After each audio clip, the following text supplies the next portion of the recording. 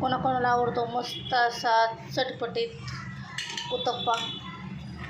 तर आज मी बनवलं आहे माझ्या मुलांसाठी खास उत्तप्पा. आणि मी आज याच्यामध्ये सगळ्या व्हेजिटेबल भाज्या घातलेल्या आहेत. आज मी कधी कोबी घालत नाही, पण आज मी कोबी वापरलेला आहे उत्तप्प्यामध्ये. आणि मी छोटे छोटेच बनवणार आहे, मोठे मोठे नाही बनवणार. तर मस्त असे माझ्या मुलांसाठी मी बनवते आज उत्तप्पे. तर बघू शकता तुम्ही किती छान असे बघा जाळी सुटलेला, जाळीदार असं आहे बघा. बघू शकता मस्त अशी जाळी सुटलेली आहे.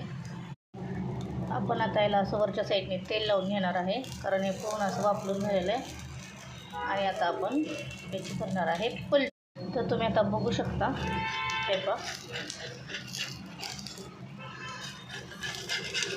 मस्त असा छान क्रिस्पी असा उत्तप्पा.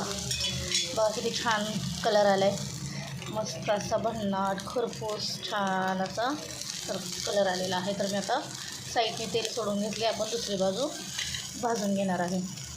तर हे पहा आपला आता उत्तप्पा तयार आहे. हे पहा बघू शकता तुम्ही, त्याच्या दुसऱ्या साईडने पण आपण किती छान भाजलेला आहे.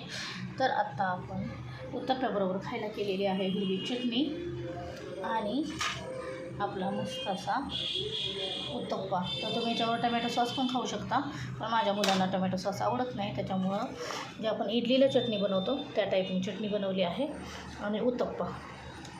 तर या खायला उत्तप्पा कोणाकोणाला आवडतो.